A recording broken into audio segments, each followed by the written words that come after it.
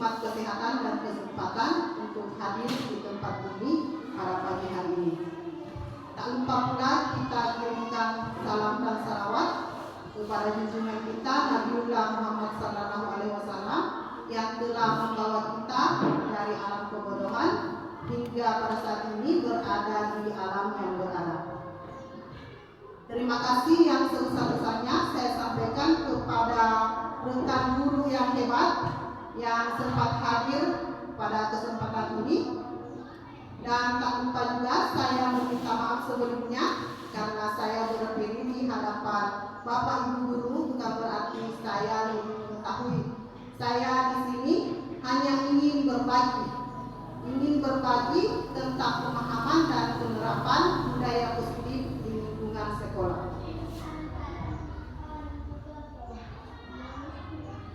Kegiatan kita pada hari ini yaitu menyebarkan pemahaman dan penerapan pengalaman budaya positif. Budaya positif sangat erat kaitannya dengan trilogi pendidikan Ki Hajar Dewantara, yaitu Ingarso Sumbilodo, yang artinya di depan memberi contoh. Kita sebagai seorang pendidik mempunyai tugas yang sangat berat. Kita harus bisa menjadi teladan, harus bisa menjadi panutan bagi anak didik kita, baik itu dari segi perilaku, perkataan. Kita harus bisa menjadi panutan. Itulah yang disebut dengan Ingarso Sumbilodo, yaitu kita akan menjadi contoh teladan bagi anak didik kita. Selanjutnya, Inmaja Mangunkarso, di tengah memberi semangat. Kita sebagai seorang pendidik harus bisa memberikan semangat dan motivasi kepada peserta didik, kepada murid kita, agar senantiasa bersemangat di dalam mengikuti pembelajaran. Harus mampu menginspirasi anak didik kita, baik dengan menciptakan pembelajaran yang menyenangkan di kelas maupun membuat peserta didik merasa nyaman di lingkungan sekolah maupun khususnya di dalam kelas. Kemudian Tukuri Handayani di belakang memberikan dorongan. Kita harus bisa memberikan dorongan positif kepada anak didik kita, kepada murid kita, dengan memberikan motivasi, memberikan dorongan positif dengan senantiasa berinovasi di dalam kegiatan pembelajaran kita.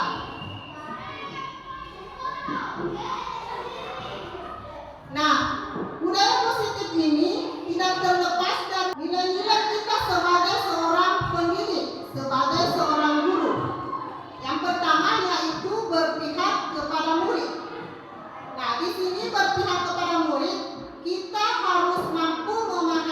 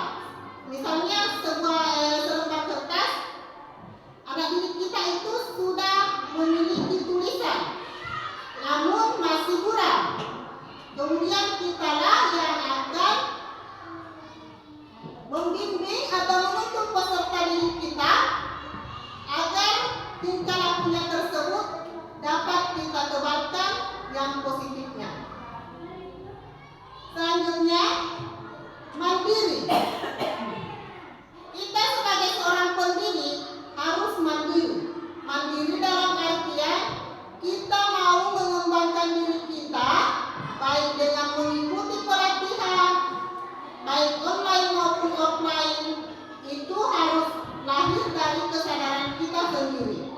Bukan harus ada dorongan dari luar, tidak harus permintaan dari kepala sekolah, melainkan kesadaran kita sendiri yang ingin mengembangkan kompetensi kita.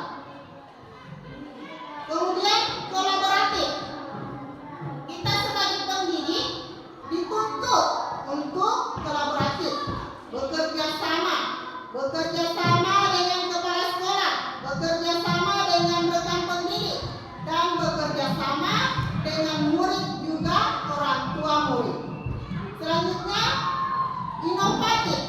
Kita sebagai pendidik dituntut untuk bisa menjadi inovatif. Kita harus bisa menciptakan pembelajaran yang menarik bagi peserta didik kita. Di dalam merencanakan pembelajaran, kita tidak terpaku misalnya sarana dan prasarana yang terbatas, tetapi kita harus mampu menggunakan apa yang ada. Jadi kita tidak terbatas dengan keadaan, tetapi kitalah yang berinovasi bagaimana caranya agar kita bisa menciptakan pembelajaran yang inovatif dengan apa yang ada di sekitar kita. Kemudian reflektif. Kita sebagai seorang pendidik dituntut untuk selalu merefleksi apa yang telah kita laksanakan. Misalnya di dalam kelas setelah melaksanakan pembelajaran, kita dituntut untuk merefleksi ulang, mengkaji ulang, mencerna ulang apa saja yang telah kita laksanakan. Dan dari catatan refleksi kita bisa memperbaiki apa yang menjadi kekurangan kita dan meningkatkan apa yang menjadi kelebihan kita.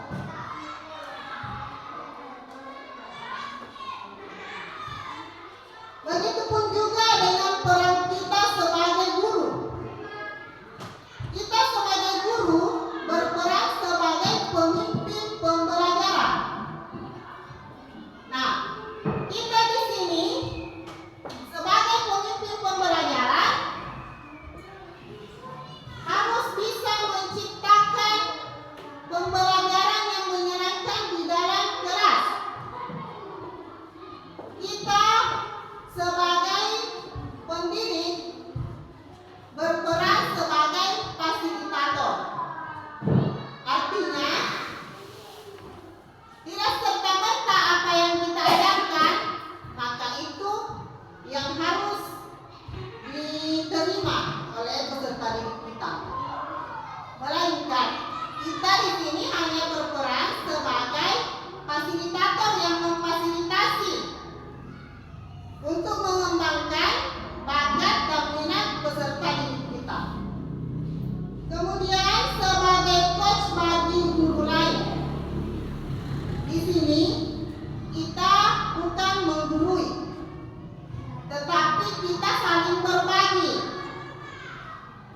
Apa yang bisa kita lakukan dan teman yang lain belum bisa, maka kita bisa membantu. Itu yang disebut sebagai coach bagi guru lain. Kemudian sebagai pendorong kolaborasi. Kita harus mampu berkolaborasi dengan sesama pendidik. Hal itu sudah kita laksanakan, misalnya dalam kegiatan KKG. Kita berkolaborasi di dalam kegiatan KKG tersebut. Begitupun juga di lingkungan sekolah kita harus kompak, harus bekerja sama. Kemudian mewujudkan kepemimpinan murid. Hal ini bukan lagi hal asing karena kita setiap Senin sudah melaksanakan hal tersebut melalui kegiatan upacara bendera. Misalnya melatih anak didik kita menjadi pemimpin upacara. Itu sudah berusaha mewujudkan kepemimpinan kepemimpinan murid. Begitupun juga di dalam kelas, terkadang kita membagi kelompok, kemudian meminta wakil dari kelompok untuk mempresentasikan hasil pekerjaannya atau hasil kerja kelompoknya. Itu juga sudah melatih kepemimpinan murid. Selanjutnya, sebagai penggerak komunitas praktisi. Komunitas praktisi itu adalah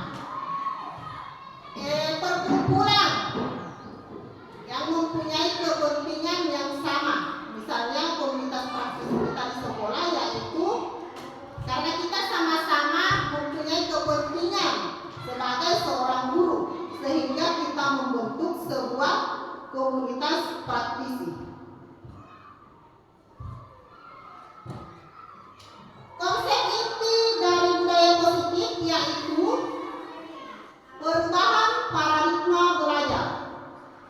Kemudian disiplin positif, kebutuhan dasar manusia, motivasi perilaku manusia, posisi kontrol restitusi, keyakinan kelas, dan segitiga restitusi. Budaya positif yaitu merupakan pembiasaan yang bernilai positif, di mana di dalamnya merupakan sejumlah kegiatan yang mampu menumbuhkan karakter peserta didik. Tujuan dari budaya positif adalah meningkatkan karakter yang baik, karakter yang kuat peserta didik kita. Dengan budaya positif dapat menumbuhkan kematangan sikap, bergotong royong, mampu melakukan kegiatan secara bersama-sama. Kemudian tercipta kolaborasi yang baik antar warga sekolah, adanya rasa peduli satu sama lain.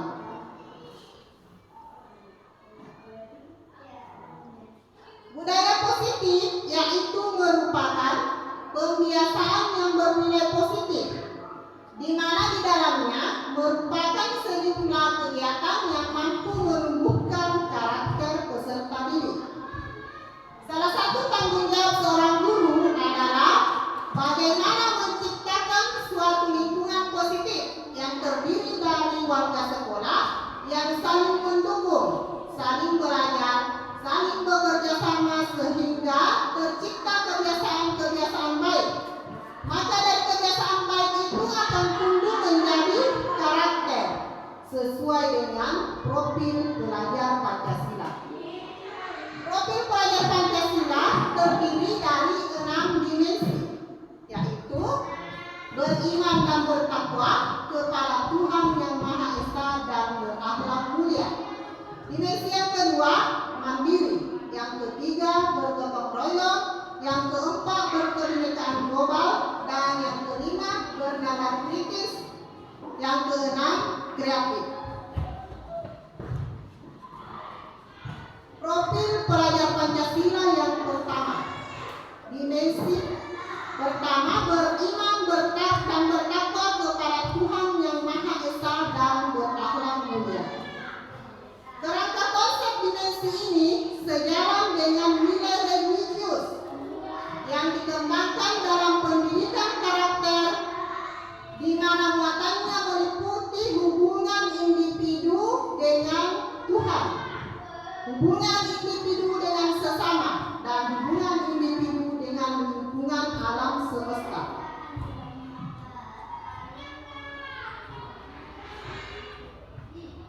Pada dimensi yang pertama ini, saya rasa kita sudah lama menerapkan di sekolah kita. Misalnya, dengan pembiasaan, pada pagi hari kita kan setiap pagi menjemput anak didik kita. Kemudian, siswa yang datang akan menjabat tangan bapak atau ibu guru.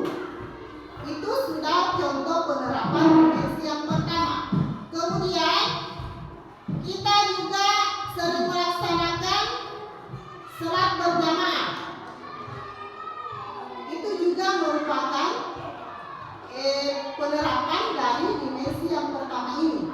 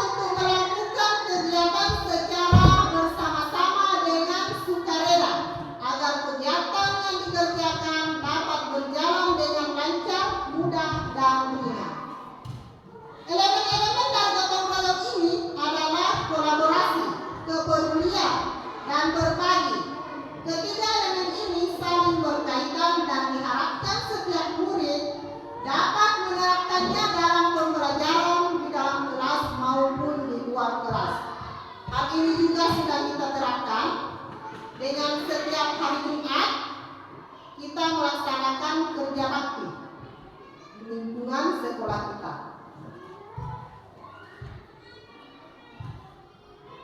Profil pelajar Pancasila dimensi yang keempat yaitu mandiri.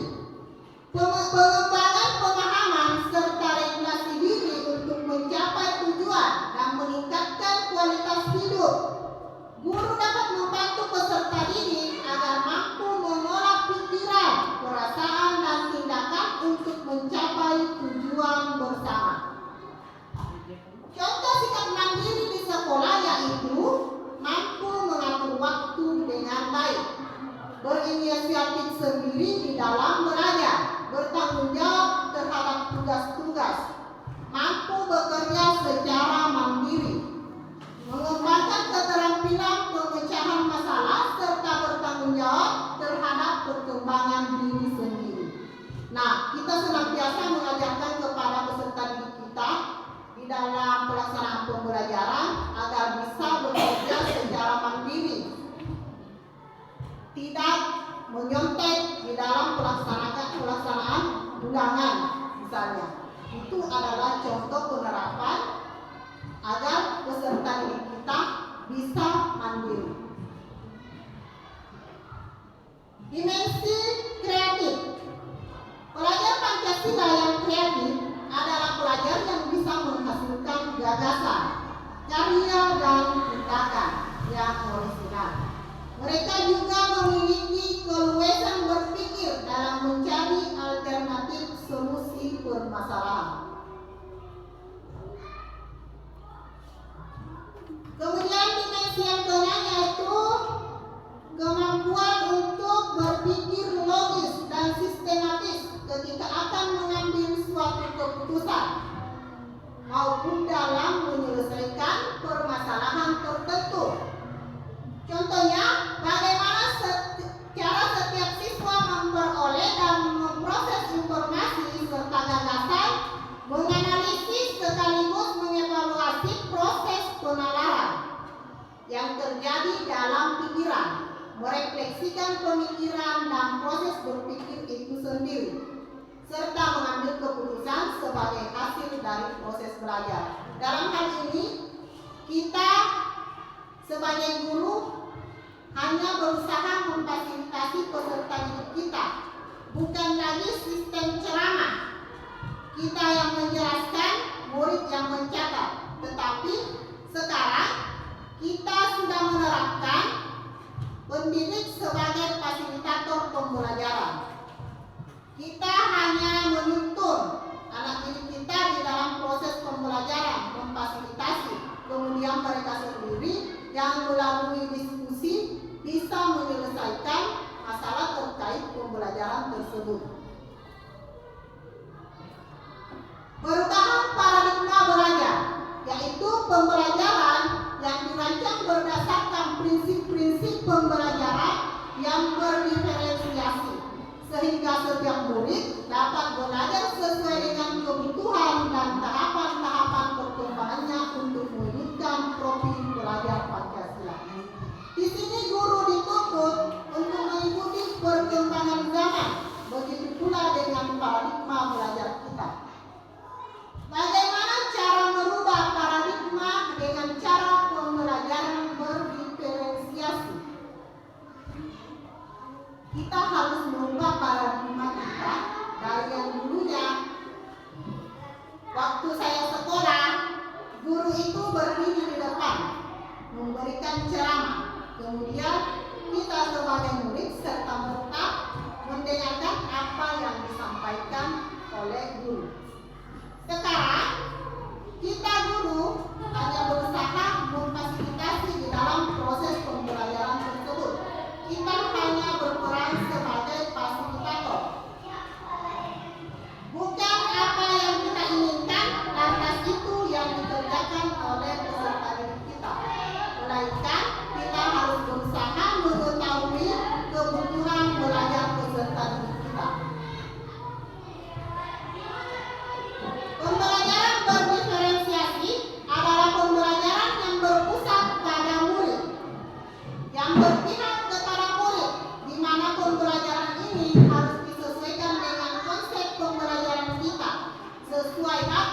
stamina serta kesiapan peserta didik kita. Bagaimana kita merancang pembelajaran? Dengan berinovasi, merancang pembelajaran yang menyenangkan. Pada proses pembelajaran, kita dapat menerapkan literasi. Di sela-sela pembelajaran, kita dapat melakukan ice breaking dengan menyanyikan lagu atau gerakan-gerakan agar peserta didik kita lebih fokus menjalani atau menerima pembelajaran. Kemudian bisa juga menampilkan video-video pembelajaran yang bisa menarik perhatian siswa. Pembelajaran berdiferensiasi seperti apa? Yaitu usaha untuk menyesuaikan konsep pembelajaran di kelas. Untuk memenuhi kebutuhan belajar individu setiap peserta didik, pembelajaran yang mengakomodir kebutuhan belajar, yaitu guru memfasilitasi peserta didik sesuai kebutuhan masing-masing, baik dari kesiapan belajar, bakat maupun minatnya. Dengan melakukan pembelajaran berdiferensiasi ini, tentunya akan memenuhi harapan peserta didik. Pembelajaran akan jauh lebih bermakna. Suasana proaktif dan terlaksana karena peserta didik dilibatkan secara langsung dalam proses pembelajaran sesuai dengan kodrat alam dan kodrat sama. 2. Disiplin positif. Ada pertanyaan? Apakah Anda setuju dengan pernyataan berikut? Hukuman dapat mendisiplinkan anak. Apakah Bapak Ibu setuju bahwa hukuman dapat mendisiplinkan anak?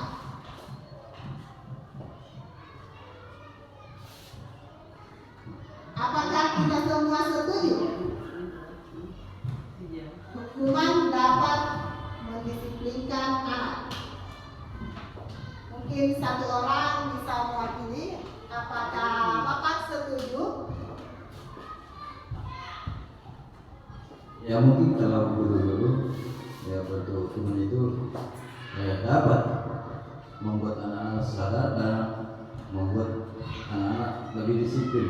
Tapi dengan perkembangan zaman sekarang ini mungkin ya kalau dengan cara memberikan hukuman itu saya kira kurang tepat. Terima kasih. Baik, terima kasih. Kemudian memberikan hukuman dengan hal positif seperti membaca dan membersihkan halaman sekolah dapat mendisiplinkan anak. Dan yang terakhir, pemberian penghargaan dapat meningkatkan motivasi belajar anak. Nah, mungkin memang betul bahwa hukuman dapat mendisiplinkan anak. Kalau kita sepintas, tapi kita akan mengkaji lebih dalam apakah betul hukuman dapat mendisiplinkan anak. Apakah betul memberikan hukuman dengan hal positif dapat mendisiplinkan anak, serta apakah betul pemberian penghargaan dapat meningkatkan motivasi belajar anak. Penghargaan maupun hukuman adalah cara-cara mengontrol perilaku seseorang yang menghancurkan potensi pembelajaran yang sesungguhnya. Dengan memberikan hukuman, anak tidak bisa belajar bagaimana ia semestinya bersikap dan bagaimana ia menyelesaikan masalah. Pemberian penghargaan pun sama halnya dihukum oleh penghargaan. Pemberian penghargaan menurunkan kualitas anak. Pemberian penghargaan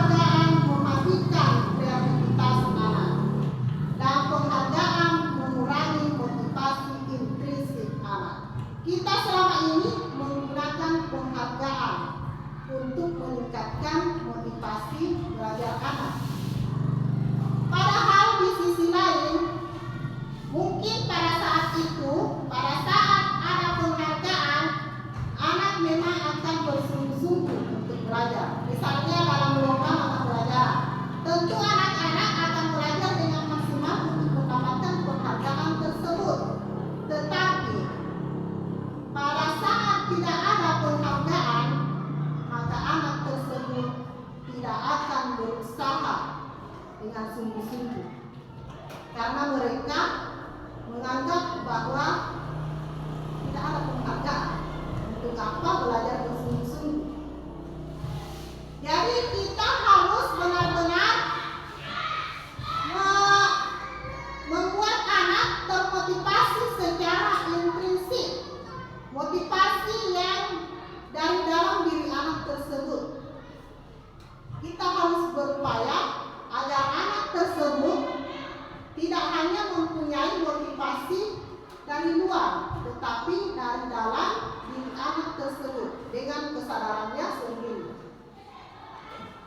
Pemberian reward berupa hadiah berdampak kurang baik pada motivasi belajar peserta didik. Peserta didik belajar bukan untuk menjadi tahu, melainkan untuk mendapatkan hadiah. Manakala tidak mendapatkan hadiah, maka anak tersebut akan malas belajar.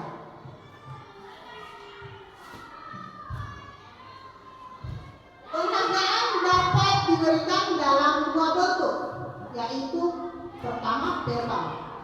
Penghargaan verbal mengacu pada suatu tindakan spontan berupa pujian atas capaian peserta didik. Kemudian non-verbal berupa simbol atau gerakan anggota tubuh pendidik. Pada saat melihat perilaku peserta didik, misalnya menunjukkan ibu jari atau jempol, menepuk bahu, tepuk tangan, dan sebagainya.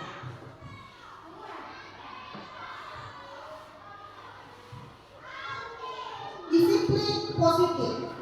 Disiplin berasal dari kata disiplina, yang artinya belajar. Disiplin mengacu pada disiplin diri yang memiliki tanggung jawab terhadap apa yang dilakukannya berdasarkan nilai-nilai yang diyakini. Disiplin positif merupakan salah satu cara penerapan disiplin yang bertujuan untuk menumbuhkan kesadaran serta memberdayakan peserta didik tanpa imbalan, penghargaan atau reward, ancaman maupun hukuman. Sebagai pendidik, tujuan kita ini adalah menciptakan peserta didik yang memiliki disiplin diri, sehingga mereka bisa berperilaku mengacu kepada nilai-nilai kebajikan universal dan memiliki motivasi intrinsik dan perubahan perilaku ke arah yang lebih baik.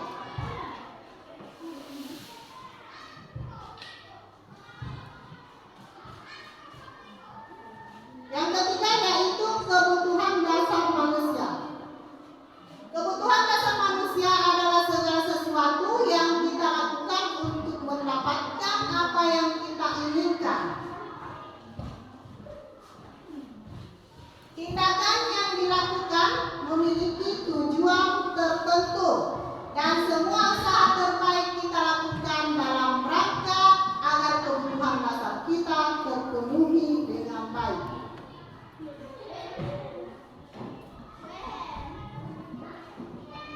Di sini ada 5 kebutuhan dasar manusia. Kebutuhan pertama yaitu kebutuhan bertahan hidup.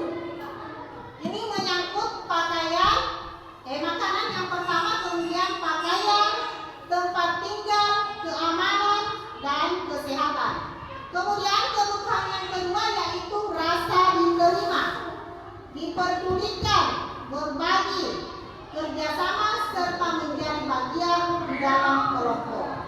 Dan yang ketiga yaitu penguasaan. Hal ini menyangkut harga diri, keinginan untuk dianggap, memimpin, berprestasi, diakui, dan didengar. Kemudian kebebasan yaitu mandiri, pilihan, mencoba hal baru, mampu mengendalikan arah dunia. Dan kebutuhan yang terakhir yaitu kesenangan, bisa bermain, humor, antusiasme, dan tertawa. Kebutuhan yang pertama yaitu kebutuhan bertahan hidup adalah kebutuhan yang bersifat fisiologis untuk bertahan hidup. Misalnya kesehatan, rumah, dan makanan. Kebutuhan biologis sebagai bagian dari proses reproduksi termasuk kebutuhan untuk bertahan hidup. Contohnya di sini, pada kasus anak yang sering merampas makanan temannya, ketika ditanya, "Mengapa kamu mengambil makanan dari temanmu?" Anak pun akan menjawab, "Karena saya lapar, Bu." Kebutuhan dasar yang dipenuhi anak tersebut jelas adalah kebutuhan untuk bertahan hidup. Dia merampas. Terkadang ada anak-anak kita temukan suka merampas atau meminta makanan temannya. Maka jika kita tanya, maka anak tersebut jawabannya bisa saja karena dia lapar. Saat kita menemukan hal ini, maka kebutuhan yang berusaha dia penuhi adalah kebutuhan hidupnya, kebutuhan untuk bertahan hidup. Jadi kita di sini sebagai pendidik dituntut untuk betul-betul bisa memahami kebutuhan peserta didik kita.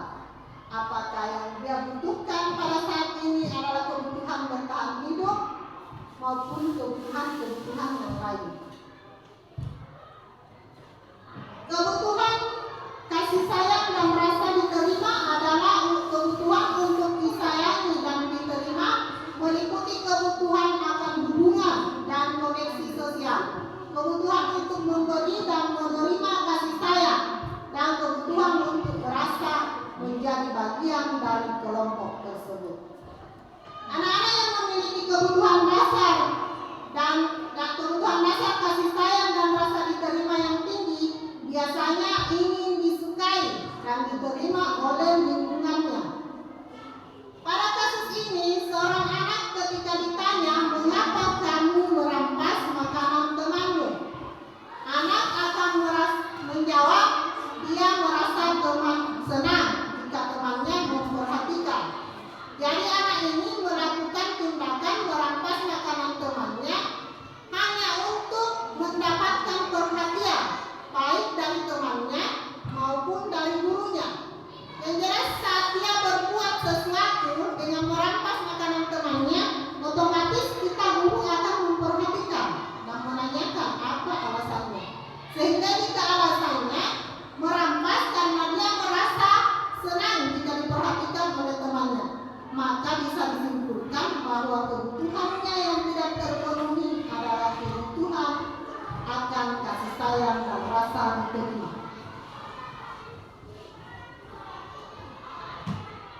Kebutuhan dasar akan penguasaan, yaitu kebutuhan pengakuan atas kemampuan.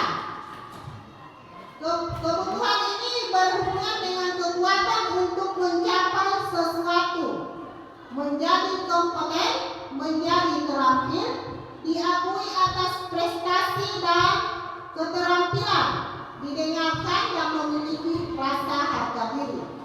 Anak-anak yang memiliki kebutuhan dasar akan penguasaan yang tinggi biasanya selalu ingin menjadi pemimpin. Mereka juga suka mengamati sebelum mencoba hal baru dan merasa kecewa jika melakukan kesalahan. Selama menjadi pendidik, kita pasti menemui anak-anak yang seperti itu. Anak-anak yang selalu senang dipuji, selalu senang jika disuruh memimpin.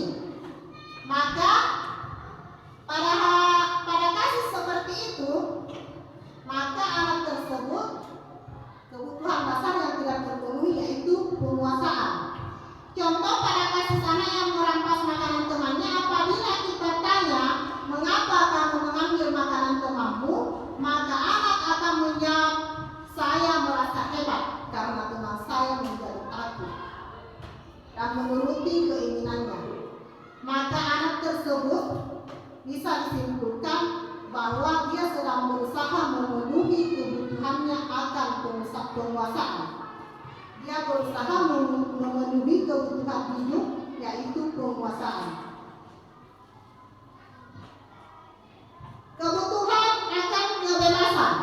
Kebutuhan untuk bebas adalah kebutuhan akan kemandirian, otonomi, memiliki pilihan, dan mampu mengendalikan arah hidup seseorang. Anak-anak dengan kebutuhan kebebasan yang tinggi memiliki pilihan. Mereka banyak bergerak, suka mencoba-coba, tidak terpengaruh orang lain, dan senang mencoba hal-hal yang baru.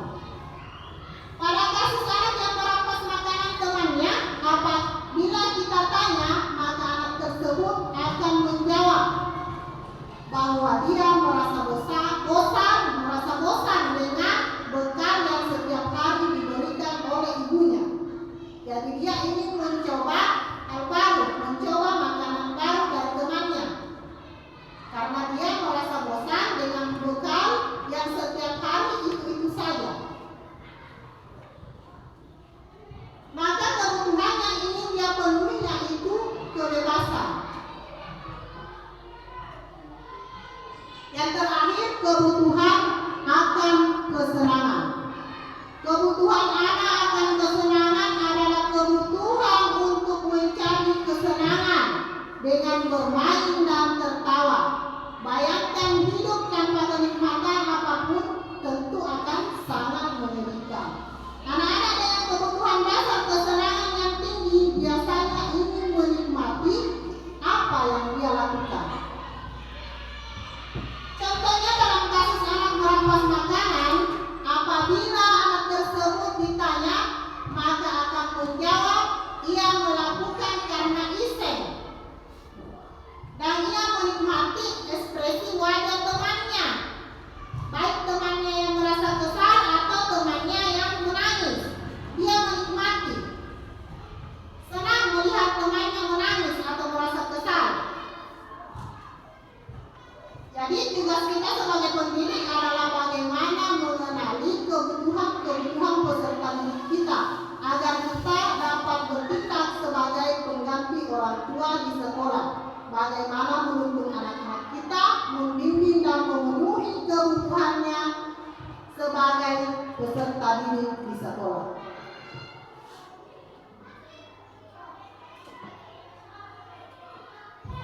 Motivasi perilaku manusia. Menurut Dian Gosen dalam bukunya menyatakan ada 3 motivasi perilaku manusia. Yang pertama, untuk menghindari ketidaknyamanan atau hukuman. Ini adalah tingkat terendah dari motivasi manusia. Biasanya orang yang motivasi perilakunya untuk menghindari hukuman atau ketidaknyamanan akan bertanya, apa yang terjadi apabila saya tidak melakukannya. Sebenarnya mereka sedang menghindari permasalahan yang mungkin muncul dan berpengaruh kepada mereka secara fisik, psikologis. Motivasi ini bersifat internal. Contohnya, seorang anak berusaha cepat datang ke sekolah karena menghindari hukuman. Ini adalah motivasi terendah dari anak didik, dari murid. Karena mereka berusaha untuk datang ke sekolah tepat waktu hanya karena untuk menghindari hukuman. Kemudian motivasi yang kedua untuk mendapatkan imbalan atau penghargaan dari orang lain. Ini adalah satu tingkat dari motivasi yang pertama, lebih tinggi dari motivasi yang pertama. Di sini orang akan berperilaku baik untuk mendapatkan imbalan atau penghargaan dari orang lain. Orang dengan motivasi ini akan bertanya, apa yang akan saya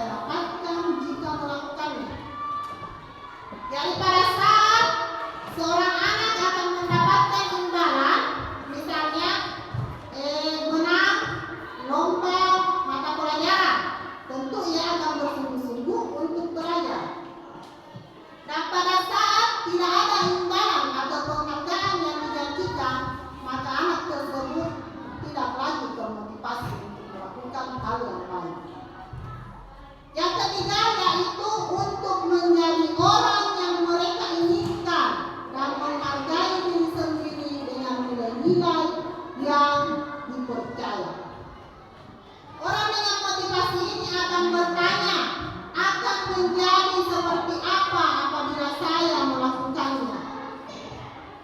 Mereka melakukan sesuatu karena memang nilai-nilai yang mereka yakini. Ini adalah motivasi yang akan membuat seseorang memiliki disiplin karena motivasinya dari dalam diri. Karena kesadaran sendiri yang bersifat internal.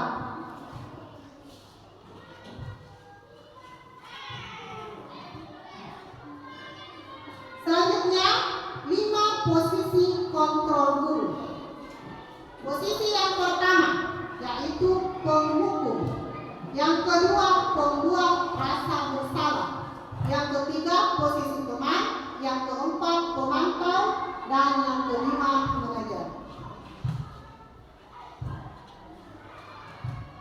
Penerapan 5 posisi kontrol guru. Kasusnya yaitu tidak memakai atribut lengkap saat upacara. Pada posisi penghukum, murid akan disuruh hormat pada bendera selama 1 jam. Dia akan menghukum murid. Kemudian pada posisi pembuat rasa bersalah, pasti akan berkata, berapa kali ibu harus memberitahu, kamu selalu saja mengecewakan bapak ibu. Posisi penghukum ini biasanya berbicara dengan nada tinggi, menghardik, karena dia sedang marah, menunjuk-nunjuk. Dampaknya murid akan cenderung memberontak, bahkan mungkin saja menyimpan dendam. Kemudian pada posisi pembuat merasa bersalah, posisi ini guru akan berbicara dengan bahasa yang tenang, cenderung lembut, namun kata-kata yang dikeluarkan akan membuat murid merasa bersalah. Sehingga murid akan merasa tidak berharga, murid merasa tidak bisa menyenangkan orang lain, dan murid akan menyimpan emosi negatif di dalam dirinya.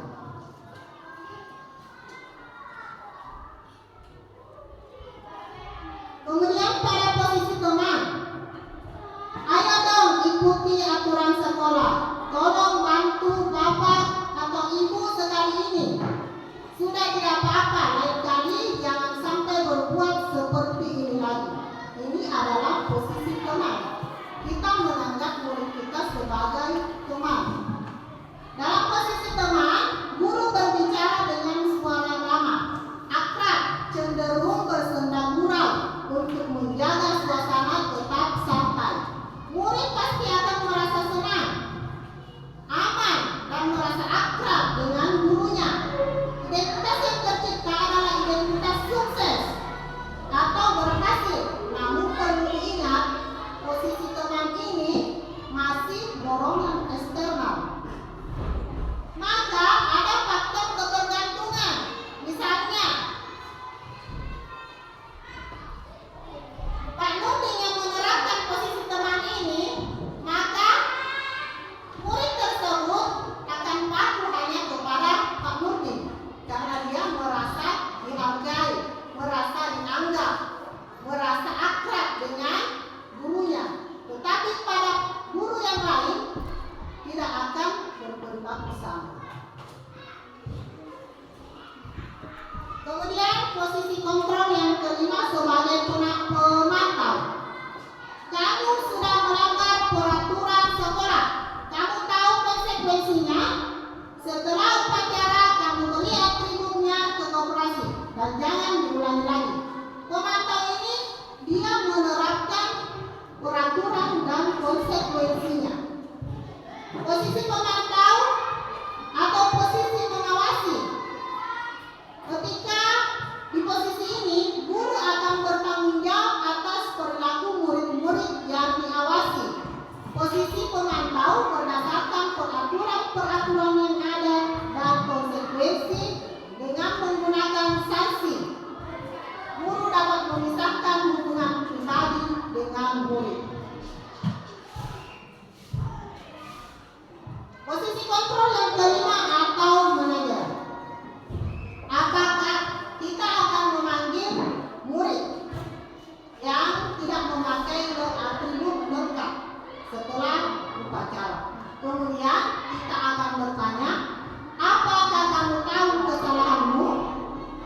Kira-kira bagaimana kamu bisa memperbaiki kesalahanmu? Posisi manajer ini adalah posisi yang paling disarankan untuk membimbing murid memiliki sikap disiplin positif, mandiri, bertanggung jawab. Guru akan tulus memberikan pertanyaan-pertanyaan bermakna sehingga murid belajar dari kesalahannya dan mencari solusi untuk menyelesaikannya. Ini adalah motivasi yang lahir dari kesadaran peserta didik. Dari kelima posisi kontrol tersebut yang harus diterapkan, yang harus kita terapkan sebagai guru adalah posisi manajer. Di pada posisi ini guru berbuat sesuatu bersama dengan murid, mempersilahkan murid mempertanggungjawabkan perilakunya, mendukung murid agar menemukan solusi atas permasalahannya sendiri. Seorang manajer telah memiliki keterampilan di posisi teman maupun pemantau. Dengan demikian bisa jadi sewaktu-waktu tertentu kembali kepada kedua posisi tersebut. Namun apabila kita menginginkan murid-murid kita menjadi manusia merdeka, mandiri dan bertanggung jawab, kita perlu mengacu kepada restitusi yang dapat memberikan murid kita seorang manajer bagi dirinya sendiri.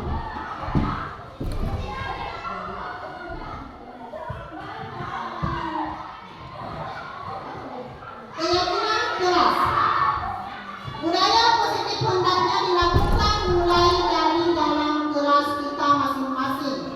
Salah satu upaya untuk menciptakan budaya positif di kelas dengan adanya keyakinan kelas. Nah, keyakinan kelas ini adalah salah satu bagian dari budaya positif yang merupakan nilai-nilai universal yang diyakini bersama, berasal dari dalam diri dan tanpa paksaan. Lantas mengapa keyakinan kelas? Tidak peraturan kelas saja.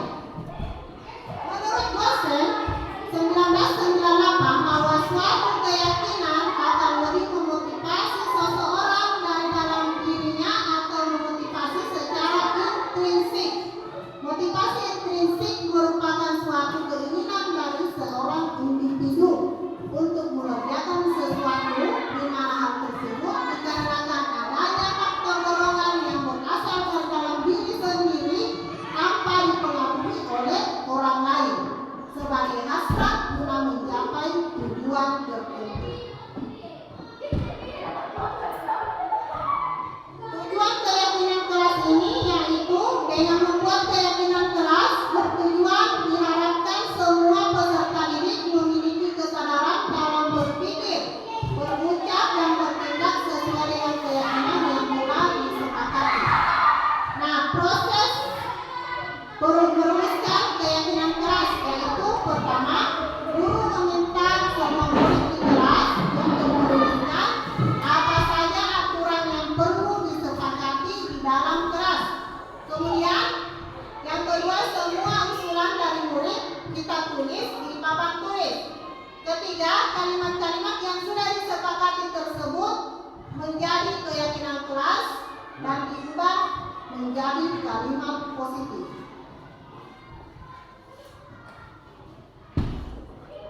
Pembentukan keyakinan kelas ini bersifat abstrak, berupa pernyataan universal, dibuat dalam pernyataan positif, sedikit saja agar mudah diingat, sesuai dengan kondisi kelas dan sekolah sehingga mudah diterapkan. Kemudian semua warga kelas ataupun sekolah dilibatkan saat membuat keyakinan kelas. Jadi dalam pembuatan keyakinan kelas hendaknya berasal dari pemikiran dan ide-ide murid supaya dalam menjalankan keyakinan kelas tersebut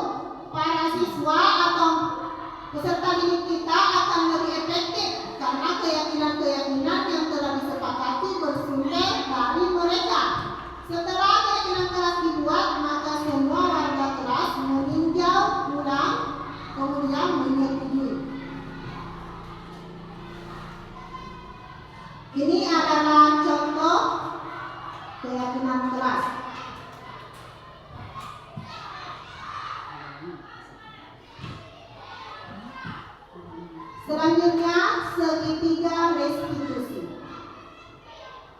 Terdapat 3 langkah dalam segitiga restitusi. Sebelumnya, saya akan menjelaskan bahwa segitiga restitusi ini merupakan suatu proses dialog yang dijalankan oleh guru agar dapat menghasilkan murid yang mandiri dan bertanggung jawab. Restitusi sebagai salah satu cara untuk menanamkan disiplin positif pada murid sebagai bagian dari budaya positif di sekolah. Dan ini adalah langkah-langkahnya. Yang pertama, kita sebagai guru berusaha menstabilkan identitas. Kemudian, memvalidasi tindakan yang salah. Dan selanjutnya, kembali menanyakan tentang keyakinan kelas yang telah disepakati.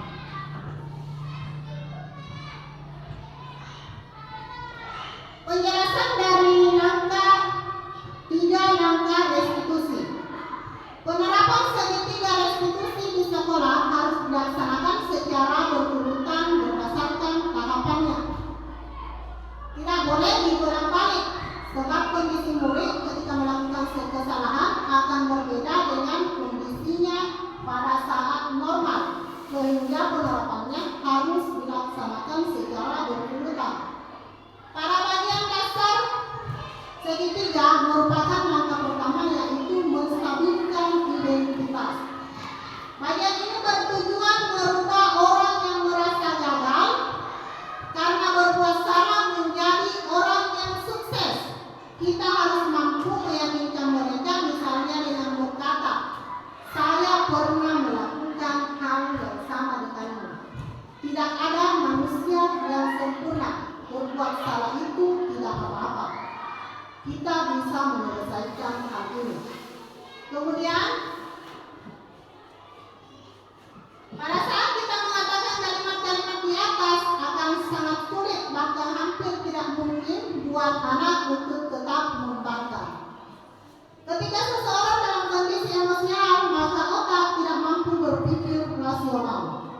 Kondisi ini sangat tepat kita gunakan untuk menstabilkan identitas. Kita membantu menenangkan mereka dan mencari solusi untuk permasalahan. Pada langkah yang kedua, yaitu memvalidasi tindakan yang salah. Kita terlebih dahulu memahami kebutuhan dasar yang mendasari tindakan murid kita, yaitu menurut teori kontrol, semua tindakan pasti memiliki tujuan, entah tujuannya baik, entah tujuannya buruk. Ketika kita menolak murid yang berbuat salah, maka mereka akan tetap berada dalam masalah. Yang lebih diperlukan adalah memahami alasan mereka berbuat kesalahan sehingga mereka merasa dimengerti dan dipahami. Contoh-contoh kalimat yang mungkin terdengar asing buat kita sebagai guru, namun bila dikatakan dengan nada tanpa menghakimi akan memvalidasi kebutuhan mereka. Padahal kamu bisa melakukan yang lebih baik buruk dari ini. Kamu pasti punya alasan untuk melakukan hal ini. Kemudian kalimat yang ketiga, kamu patut bangga pada dirimu sendiri karena kamu telah melindungi sesuatu yang penting buatmu. Kamu boleh mempertahankan sikap itu, tetapi kamu harus menambahkan sikap yang baik. Ini adalah kalimat-kalimat yang kita ucapkan di dalam memvalidasi tindakan yang salah. Biasanya guru menyuruh anak-anak menghentikan sikap yang tidak baik, tetapi teori kontrol ini menyatakan bahwa refleks itu tidak manjur. Mungkin tindakan guru dengan memvalidasi sikap yang tidak baik seperti bertentangan dengan aturan yang ada. Namun sebetulnya tujuannya untuk guru memahami alasan dibalik tindakan tersebut. Restitusi tidak menyarankan guru berbicara ke murid bahwa melanggar aturan adalah sikap baik. Tetapi dalam restitusi, guru harus memahami alasan dan paham bahwa setiap orang pasti akan melakukan yang terbaik di waktu tertentu.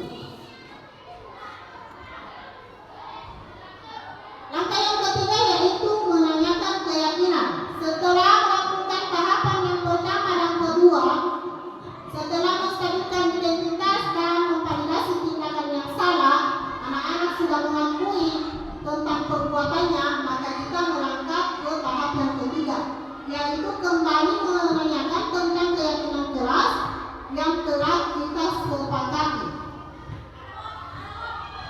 Ketika langkah pertama dan kedua sukses dilakukan, maka anak lebih siap dikaitkan dengan nilai-nilai kebajikan yang dipercaya dan bertindak menjadi orang yang dia inginkan di kehidupan masa yang akan datang.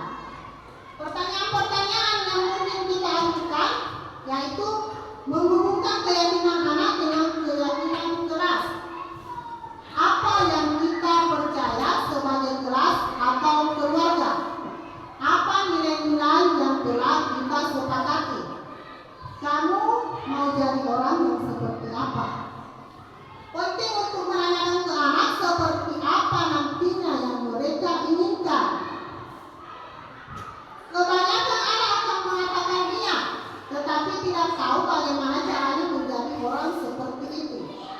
Nah, kita sebagai guru dapat membantu mengarahkan mereka tetap fokus pada gambarannya.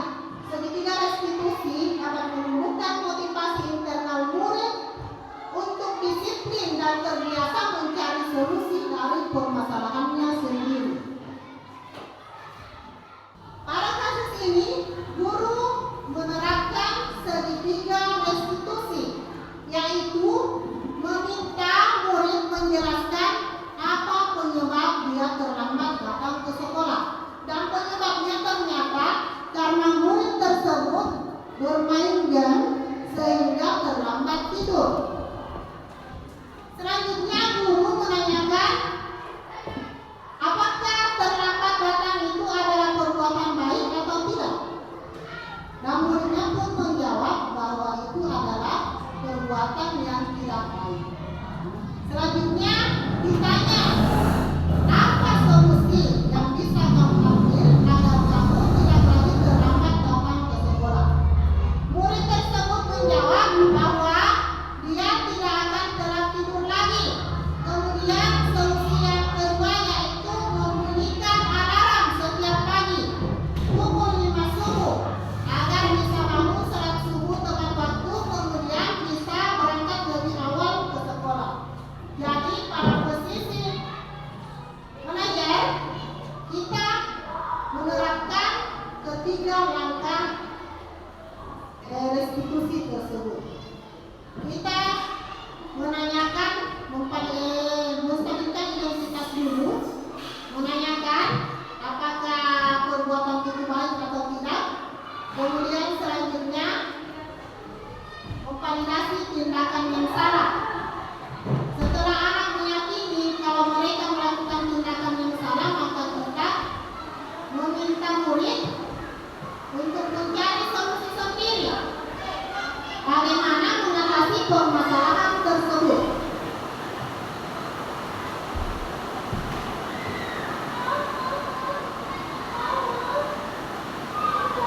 Dalam penerapan program disiplin positif, hendaknya guru memiliki standar kepribadian profesional dan sosial yang baik, di mana guru-guru mampu merefleksi dirinya sendiri dalam posisi kontrol yang mana saat ini mereka berada. Bagaimana perjalanan dirinya sebagai amo atau manajer yang menuntun murid-muridnya menjadi insan yang mandiri, merdeka, dan bertanggung jawab. Demikianlah pemaparan materi tentang budaya positif yang saya sampaikan pada hari ini. Sebelum menutup acara kita, saya memberikan kesempatan kepada Bapak Ibu Guru. Jika ada yang ingin mengajukan pertanyaan, silakan.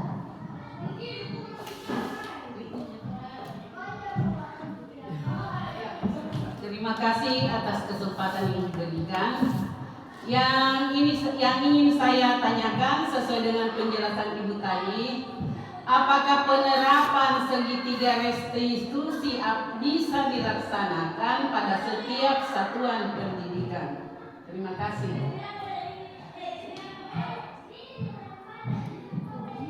terima kasih Bu, pertanyaannya cukup bagus.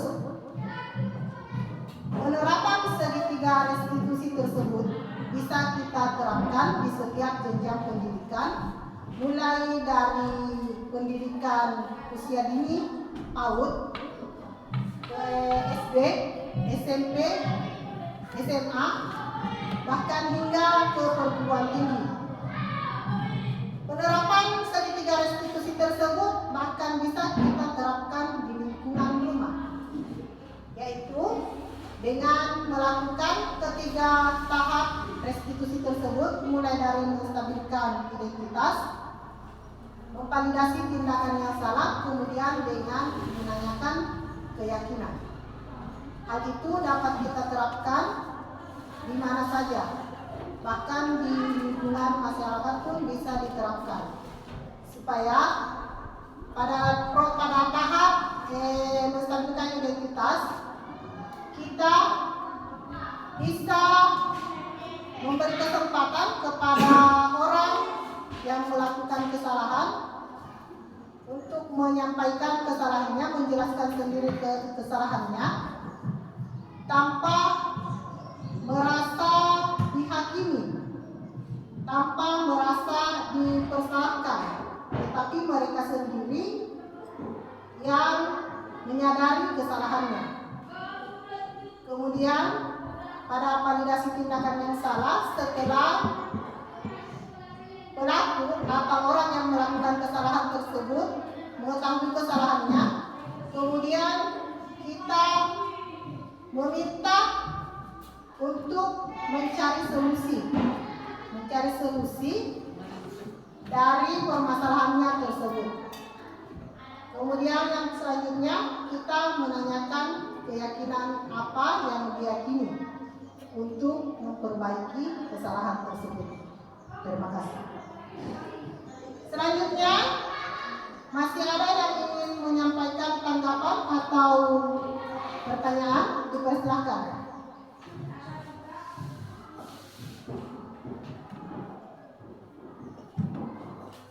Terima kasih atas kesempatan yang diberikan. Kalau saya bukan lagi pertanyaan, tapi mungkin sebagai bentuk terima kasihnya. Apa yang Ibu paparkan tadi, kami sangat berterima kasih sekali dan mengapresiasi apa yang Ibu sampaikan, karena dengan adanya pemaparan budaya positif ini, kami menjadi lebih memahami tentang penerapan segitiga restitusi. Terima kasih.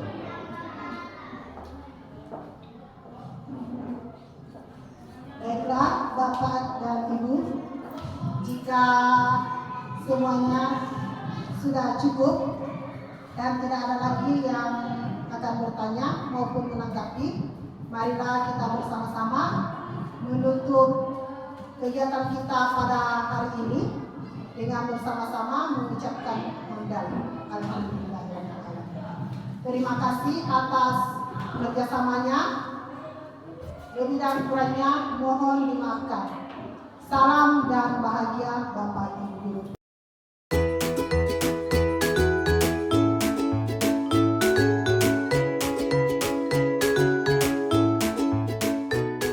Assalamualaikum warahmatullahi wabarakatuh.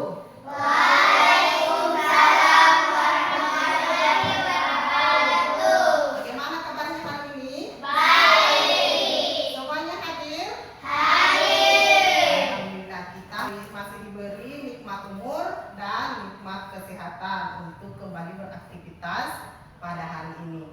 Nah, sebelum memulai pelajaran kita hari ini, kita akan membuat suatu kesepakatan di mana kalian akan menuliskan pada sticky note kalimat-kalimat atau keinginan-keinginan kalian. Kemudian akan diubah menjadi sebuah kalimat positif yang kemudian nantinya akan kita sepakati menjadi sebuah komitmen yang berbentuk keyakinan keras. Nah, tentu anak-anakku akan bertanya, mengapa kita harus membuat keyakinan keras? Toh sudah ada aturan kelas. Tetapi baik aturan kelas maupun aturan sekolah itu dibuat oleh sekolah. Sedangkan hari ini kita akan membuat kesepakatan yang memang benar-benar terlahir dari apa yang kita inginkan. Dari pendapat kalian yang kalian yakini, sehingga kita akan sepakati untuk menjadi sebuah keyakinan kelas, di mana kita akan menjalankannya dengan penuh tanggung jawab. Karena itu sudah terlahir dari pendapat kita, terlahir dari keinginan-keinginan kita, yang kemudian kita buat menjadi sebuah kesepakatan. Ibu berharap dengan adanya keyakinan kelas itu nantinya kita akan menjalankan dengan bahagia, dengan senang, tanpa adanya keterpaksaan. Karena apa yang kita sepakati merupakan keyakinan atau keinginan dari anak-anakku sekalian. Sehingga ibu berharap setelah adanya keyakinan kelas, kita akan menjalankannya dengan baik. Sudah mengerti? Sudah.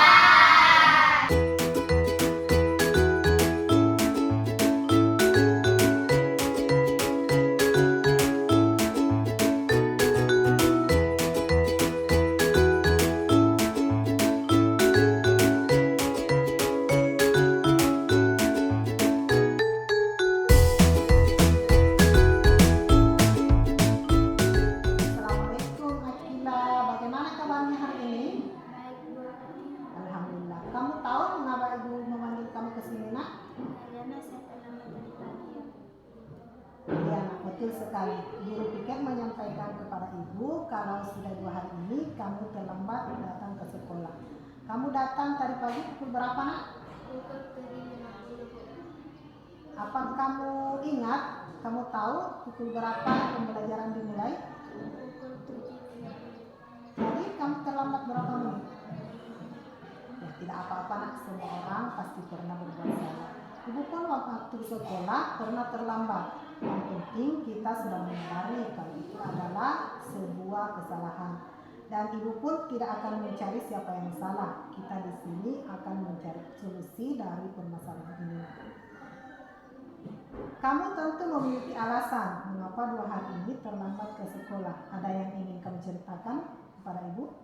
Saya 2 hari ini membantu ibu membersihkan dapur dan peralatan yang digunakan saat mengantar ke sekolah. Karena ibu dan kami berjalan keliling dan minta tolong kepada saya. Ya, ibu bangga sama kamu. Ibu kamu juga pasti merasa senang karena kamu anak yang rajin dan suka membantu. Tapi adakah solusi agar kamu bisa tetap membantu ibu di rumah namun tidak datang terlambat ke sekolah? Ada saya akan minta ibu untuk membangunkan saya lebih awal agar bisa membantunya di rumah dan tidak terlambat datang ke sekolah. Kapan kamu akan memulainya, nak? Mulai besok saya akan berusaha bangun lebih awal dan berbangun agar selalu datang ke sekolah tepat waktu. Baiklah, nak. Apakah kamu masih ingat apa keyakinan kelas yang sudah kita sepakati? Masih Bu. Kira-kira keyakinan yang mana yang tidak terlaksana jika kamu datang terlambat ke sekolah? Datang ke sekolah tepat waktu, disiplin, menghargai waktu dan menghargai orang lain. Benar sekali, nak. Jadi selanjutnya kamu ingin menjadi murid yang bagaimana? Saya ingin menjadi menghargai waktu, menghargai diri sendiri dan menghargai guru dengan selalu datang ke sekolah tepat waktu. Baiklah, nak. Sekarang kita sudah mendapatkan solusinya. Ibu yakin kamu bisa menanamkan nilai itu dan mengatur waktu dengan baik.